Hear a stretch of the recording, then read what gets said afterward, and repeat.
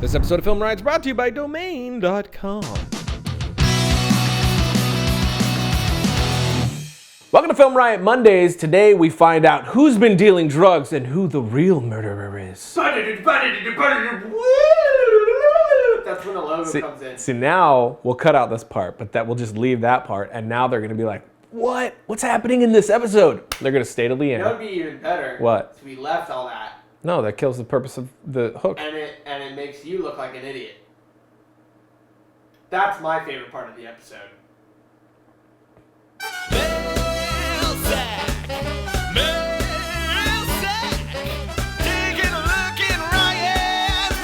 First question, can you be in a small town and still make a successful production company? There are tons of production companies in small towns that are doing quite well. The beauty of the internet is you can be wherever you want to be to do the thing.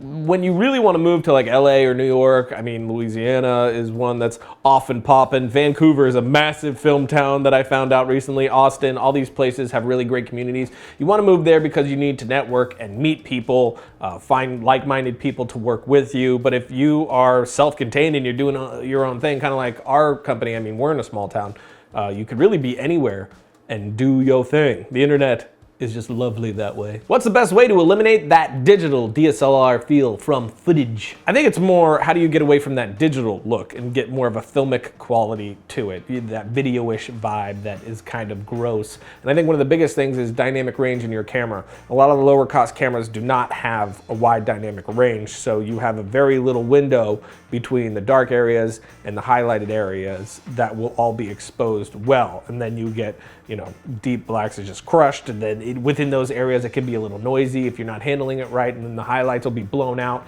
And within digital cameras, a lot of them, the highlight areas, once blown out, look kind of gross. So it's a matter of leveling your light values within your scene to try to make it appear as though you have a wide dynamic range, even though you don't. So utilizing those sorts of things. Getting your camera on a rig, I think that's a big part of it. If you're handheld with a DSLR within your hand, it has a certain feel. So if you put it on a rig, the way it moves changes entirely, starts to feel more filmic since those cameras are really big and bulky on someone's shoulder. It has a certain vibe to it. So I think it's things like that, but it's also the same as any other camera. How you light the scene, what your location is, what your characters are wearing, how you frame it, how it moves, then how you color grade it in post. Just all of these things together is what will give you a film look or something that looks video and amateur. Even the higher end cameras can have issues looking video-ish if not handled well. At what point should you start hiring camera operators and sound recordists, etc.? If you can do it now, if you have the budget for it, I would say do it now. You're just gonna learn a ton from these people. Plus, the whole point of filmmaking is that it's a collaborative medium. It's not, you know, one person doing everything. We do that every now and again because we have to, not because we want to. When I can work with people, that's, you know, much more preferred than not, because these are people that you're hiring that are 10,000 times better at what they do than you are at that thing. That's why you're hiring them. So if you're a director, the whole point is you gather these really talented people, and you as a director guide everyone down the same path, get everyone on the same mindset, but then you let them go and do their thing, because they're gonna bring things back that are gonna surprise you. You just keep guiding everyone on the right path. If they veer off, you bring them back, but you let everybody do their thing. And that's how a project becomes 10,000 times better. It's not one person making a movie, it's a whole family of people. How many Joshes are there? Oh, God. 5 now? 5? No. 6 now. Is it 6? Yeah. We just added a new one. That's crazy. Yeah, he's a real douche. They all are. Ryan, I am 30 years old. Am I too old to start my filmmaking career? I live in New York.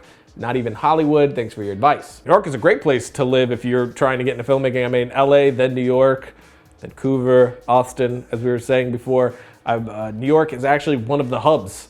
So good on you, bruv. You're already in a place that's, 1, incredibly cinematic looking, and 2, there's a lot always going on there, filming wise. And no, 30 years old, and no age is too late to start anything you want to do. If you're passionate about it and you love it and you want to do it, go for it. Do it. Start doing it.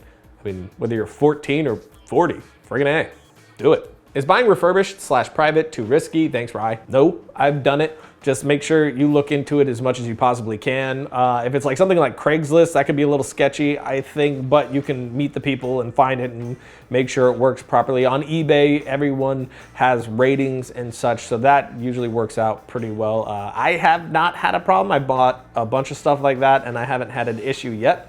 But you know, you are rolling the dice to some extent. Last question, why no Bloodtober? Well, just like last year, it just got too busy. We had too much going on to be able to tackle it, which sucks because Bloodtober is my favorite thing that we do. I just love doing Bloodtober. I love because I'm sick and twisted. I have a dark sense of humor and Bloodtober feeds that.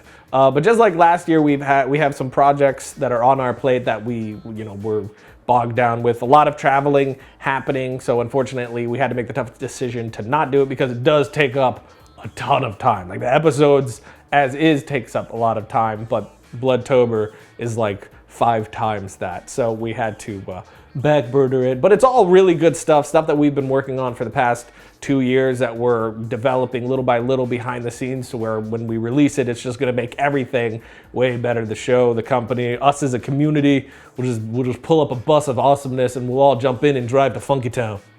And it'll be fun. What does that mean? It means a lot. Domain.com is a place to go if you're trying to get yourself seen on the interwebs. If you have things and you want, no. I don't want you to help me. I'm gonna help you. You always try to help, and you're not even trying to help. Ryan, you're being a jerk. I just said I want to try to help you. They have hosting plans that are reliable and affordable. They got the domain. They got the domain discovery service that helps you pick the right name for you. They'll help you pick the right name, guys. And when you use the coupon code FilmRiot at checkout, you'll get 15% off your domain names and web hosting. when you think domain names. Think domain.com. That actually helped the Screw you. logo. So that's it for today, which means it's time for my suggestion of the week. This one's called Bagmen. It is a short film, which I dig. I love the tone of it. Cinematography is great. Definitely feels like something that's pulled out of a feature film. It's a little slow up front, but definitely pays off in the end. So check it out right here. And until next week, don't forget to write, shoot, edit, repeat.